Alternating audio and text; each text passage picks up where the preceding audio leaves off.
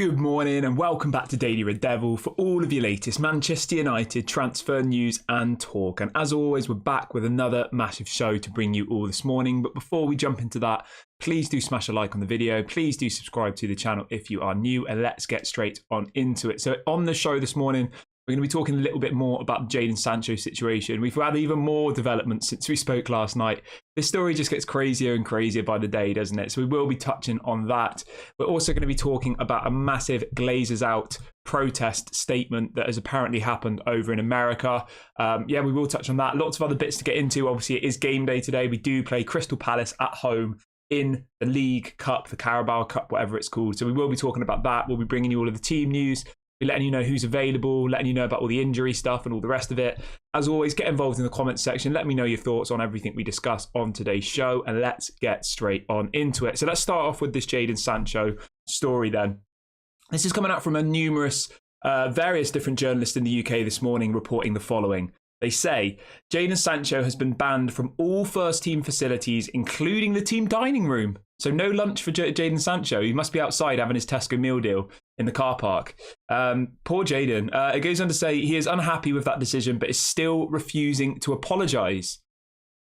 I mean, it's absolutely mad, isn't it? I just wanted to compare it to another situation really, really quickly, actually. So I know this is a Manchester United channel, but I just wanted to give you a bit of a context on how this situation should have gone down, right? So Napoli had a game on the weekend, which they lost, okay? Victor Osimhen after the game was really upset, really disappointed, blah, blah, blah. It wasn't quite as bad as what Jaden Sancho did, but it was, it was similar. He spoke out. He wasn't happy, right? Within 24 hours, Victor Osimhen apologises to his teammates, he apologises to the fans, he apologises to the manager, and just says, that he's really passionate, blah, blah, blah, and all is resolved. And this is Victor Osimhen, who, let's be honest, is 10 times the player of Jaden Sancho and is probably on an absolute fraction of the money that Jaden Sancho is on. And that's how it should be done, right? Yeah, I mean, he's on... Let me just have a quick look. I mean, I know money isn't the biggest factor in a lot of things, but for me, I always do look at it. Yeah, so Victor Osimhen is on around 100,000 euros per week. So he's on less than a third of what Jaden Sancho is on. And he's clearly a much better player. He had a similar, spoke out a little bit, saying he was disappointed with the team and with the result, blah, blah, blah. He apologises and they just move on. I mean, that's how it should be done, isn't it? Admits he was in the wrong, he shouldn't speak out, blah, blah, blah, and it's dealt with. The story goes on to say that Manchester United sources admit that the Sancho and Ten Hag situation has reached a standing point without any way back for the player unless he apologises to the manager. I mean, why does he not just apologise? Like, if he wants to go back into the team dining room and he wants to get his lunch, then he should just apologise. Do you know what I mean? Like, he must be out in the car park having his lunch, having his homemade sandwiches in the car park, or having to get like Uber Eats delivered to Carrington to sit in the car park. I mean, it's not great, is it? Right, and then the story also goes on to say that Jaden Sancho has apparently been, since the incident happened, okay, he's been late to training numerous times. So he was called out for being late for training, right? He was called out for being late for training, and then when he did come, not putting in much effort. Jaden Sancho didn't like that. So he puts a statement up on Twitter, which he doesn't delete for 2 weeks, saying that it's all lies, blah, blah, blah. And now he's still late for training. I mean, if anybody saw on Twitter, he was up, I think it was till about 3-4 o'clock yesterday morning, playing the new FIFA, EAFC or whatever it's called, on his Twitch, on his live stream. It was actually him. It wasn't like a fake account. Till 3 or 4 o'clock in the morning, and then ended up being late for training because of it. I mean, that's like what you do when you're a child. Like, not when you're a 23, 24-year-old adult on 350 grand a week at the biggest club in world football. And then the Times are reporting this morning that the PFA has offered to help resolve the feud between Jaden Sancho and Erik ten Hag. However, as it stands, there hasn't been any resolution. What is the PFA? That's the Players Association, isn't it? So the PFA is the Professional Footballers Association. So literally like one of the governing bodies of football are now trying to get involved to resolve this situation. Absolutely crazy. It's like the trade union for professional footballers. Absolutely mad. And then the story gets even stranger this morning. It says Manchester United teammates of Sancho, including Marcus Rashford, Harry Maguire and Luke Shaw, are understood to have urged Jaden Sancho to swallow his pride and say sorry to Ten Hag to end the standoff. I mean, I just want to say this now, right? If I'm Erik ten Hag and I know that the only reason he's apologising is because Rashford, Luke Shaw, Maguire have all pretty much forced him to do it, I wouldn't accept that apology, personally. I wouldn't. Now, I'm not trying to stir the pot here. I'm just giving you my opinion. If I'm Erik ten Hag, he's taken a month to apologise, and then you find out he's only apologised because the others have pretty much forced him to do it. Would you accept that apology? I wouldn't. It's taken him a month. A month of him still being late to training. A month of him, he's now training with the under-21s. He's not part of the first team squad at all. He's not allowed in the dressing room, apparently. As I said, not allowed in the dining room. I imagine he's probably not allowed in the gym at the same time as the rest of the players, because I'm sure Erik ten Hag's fear will be that he's going to come in and just be negative around the rest of the players. And that's the last thing we need at this moment in time, because obviously we beat Burnley on Saturday, but before that, there's been a lot of negativity around the club, hasn't there? The performances on the pitch haven't been good enough. And the last thing you need is somebody who's refusing to apologise to the manager, socialising in and around the group, And I respect Erik ten Hag for this. I really, really do. Let's see what people are saying in the comment section. Darren says, it's hard to find any sympathy for Sancho. Just apologise and move on. If I was on 350 grand a week, I would be handing out roses to everyone at training. I know. And the thing is, right, I know people will say, well, we were the ones who gave him that contract and all the rest of it. I get all of that. But still, do you not have any personal pride, to be earning such a ridiculous amount of money, more than any other player at the club, which isn't deserved, let's be honest. He shouldn't be on that amount of money, but he is. And then still to just refuse to go to training and still to refuse to come on time. The only thing I will say here, which I always do try and give a balanced argument on everything, is we don't know what's going on behind the scenes with Jaden. Maybe there's stuff going on that we don't know about. Maybe this will come out. And I don't mean Erik ten Hag. I mean Jaden himself. Maybe he's got stuff going on personally, like mentally he's not 100% there. Maybe he's just in a negative point in his life at the moment. So we do have to understand that. They are all human. I know when we look at, their cars, the money they have and all the rest of it, and we think, oh, if that was me, I wouldn't do that. But it's not always as easy as that, to be honest. You do sometimes hear that some of the most unhappy people are the most richest people. Okay. Now this is going off on a bit of a tangent, but I'm not giving excuses for him, but I just always think you have to tread with a little bit of caution, because just because people have money, just because people have fancy cars, doesn't mean that they're happy within themselves. And if that is the case with Jaden, then obviously if that comes out, then we can obviously discuss that. But as it stands, from the information we have at our disposal at the moment, it doesn't look good for him whatsoever, does it? And it's hard to sympathise with that side of things if you don't actually know what's going on. If he'd have come out and said, there's all this stuff going on with me, I'm not happy with myself and all the rest of it, maybe then you'd feel a bit of sympathy towards him, but I don't have any sympathy at this moment in time.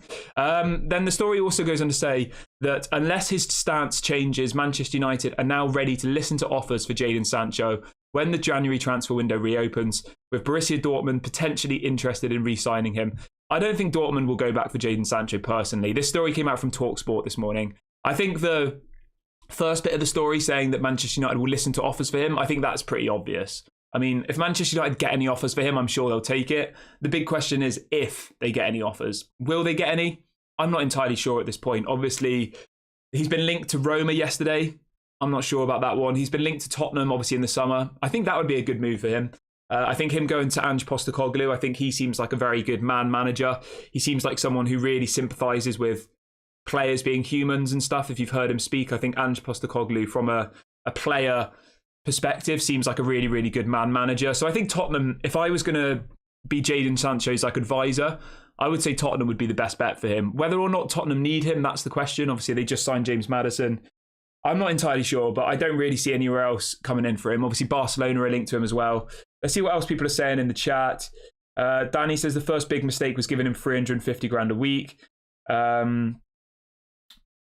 says playing FIFA at 3 a.m. maybe indicates he's not sleeping at night. Maybe all the controversy is going around in his head. Yeah, that's the thing that you've got to be aware of, It's easy for us to just point all the fingers at Jaden and say he's a disgrace, he's on 350 grand a week. But if you're not 100% there mentally, then it doesn't matter how much money you could be on. You could be sat on your yacht, right, in the Bahamas, earning millions of pounds a day. But if you're not happy in your head for whatever reason, it doesn't matter, does it? So you do have to always just remember that. I know maybe this seems, I'm not trying to preach, I'm just giving an opinion on that on these types of things.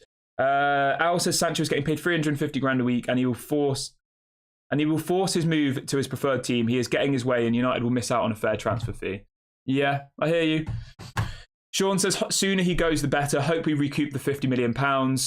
Florian says he is arrogant and not hardworking. I agree with all of these things. I do. All I'm saying is, if there is more to the story that we don't know about, obviously that needs to come out. because at the moment he's just getting absolute pelters from every fan, every rival fan, every pundit. They're all criticising him, you know, every single one of them, which I think is correct, because from what we have, that's the only option, isn't it? So yeah, and it also goes on to say that Sancho is believed to be unhappy that he is being forbidden access from all of the team areas, so he's not allowed to socialise with any of the other players, but he is still refusing to apologise to Erik ten Hag, despite having deleted the controversial social media post. United sources have admitted the situation between Sancho and Erik ten Hag has reached a breaking point, with now no way back for the player. So, I mean, how long have we got until January? That's the question, isn't it? How long? Let me just type this in for you quickly. Everybody smash a like on the video, please, and subscribe to the channel if you are new. It doesn't cost any money. It's completely free. I've just dropped a link in the chat to do that, so please go and do that. So we've got 97 days until the January transfer window opens. I mean, that's a long time. 3 months? It's about 3 months and a week until the January transfer window opens. That's a hell of a long time to be not playing football. Do you really think that any top club will come in for Jaden Sancho in January if he hasn't played football for probably nearly 4 months at that point? And not because of an injury, because he was protesting ultimately. I'm not convinced. I think it's a big issue, really. Mida says nothing new for United to lose money on transfers. So far in the last decade, we have lost 1.1 billion just on transfers. Al says, should the club not stop the leaks? They are diminishing their trade asset. Yeah. Colin says, he said in his statement, all he wants to do is football. He meant the new EAFC. Yeah, I mean, maybe he did. Maybe he does just want to play FIFA all day. Not fair play to him, but I mean, to imagine that to be paid 350 grand a week to just stay up till 3 a.m. every night playing FIFA. That's mad, isn't it? And yeah, and then the final bit on this Jaden Sancho story. This is coming out from ESPN. It says Jaden Sancho has been urged to apologise to Erik ten Hag by his Manchester United teammates. I mean, that just shows how bad it is. And as I said, just to wrap up that bit of the show, for me, if I'm Erik ten Hag and I know that he's only apologising because the other players have pretty much forced him to, I personally wouldn't accept that apology. I wouldn't, because I'd say it's been 4 weeks. You called me out on Twitter for no reason. And now after Rashford, Maguire, Luke Shaw, all of these people pretty much beg you to apologise, you now apologise. I wouldn't accept it personally, because you know that deep down he doesn't feel actually sorry, you know, he's just doing it because he's been told to. But anyway, let's move on to the game tonight. We have got a massive game tonight, and the story coming out this morning is that Sofyan Amrabat is expected to make his Manchester United debut tonight against Crystal Palace. So that's really positive. I cannot wait to see Sofyan Amrabat play for Manchester United. I really can't. I mean, we spoke about him for what, 3 months of the summer, pretty much every single day. I got sick to death of talking about him. I actually want to see him play some football now. Obviously, he came on the pitch against Burnley for about 5 minutes, but didn't really get a good look at him, to be fair. It was like the last 5 minutes of the game. We were just trying to, you know, hold out the victory. Yeah, nothing really happened that you could talk about from Sofyan Amrabat in that match. But it does look like he will be making his official debut tonight against Crystal Palace. And I wanted to go through what I think the predicted lineup will be for this game. And I wanted to get you guys' opinions on this. So my lineup is this, okay? And I want you guys to let me know your lineups in the comment section in the live chat. So I'm going with Altay Bayindir as the goalkeeper, Reguilon, Lindelof, Maguire, and Diogo Dalot as the back four. I'm going for Sofyan Amrabat as the CDM, Eriksen and Hannibal Mejbri as the two kind of attacking midfielders. Garnacho on the left, Martial down the middle, and Pellistri on the right. So hopefully Mason Mount's going to be back. He did put up a post on his Instagram earlier on today saying that he's ready for tomorrow. So if Mason Mount's available to start, he should 100% start this match for me. But let me know, do you think Mason Mount should start? And will he be playing on that right-hand side? I think he will, personally. I think that's the best place for him at the moment. Obviously, Sancho is Sancho. He's out of the picture. Anthony, who knows when Anthony's going to be back. So Mason Mount needs to come in and really take that right wing position for himself. Let's see what people are saying. Let's have a look. Mila says, we don't need this drama and leaks. Take the loss and get rid of him. He'll be fine out from the spotlight and pressure. Yeah, I agree. Somebody says he's done nothing for the last 2 years. Get rid of him. Don says, come on over from Sancho. Old news from 2 weeks ago. Let's talk about the next few games. That's what we're doing right now, my friend. Right, let's crack on with the rest of the show, though. But yeah, let me know what your score predictions are for the game against Crystal Palace tonight. It's an 8 o'clock kickoff. We will be doing a watch along for that game. I'll be live from about 7:30 tonight. So let me know your score predictions. Let me know who you think's going to, your predicted lineups and all the rest of it. Get involved in the comment section below. Right, let's move over to this story about the Glazers. Now, this is coming out from various different sources over in America. So obviously, for anybody who doesn't know, Manchester United's owners, the Glazers, also own the Tampa Bay Buccaneers. And apparently, the Tampa Bay Buccaneers fans are in a similar situation to the Manchester United fans, right? They desperately want the Glazers out of Manchester United. So what seems to have happened here, right?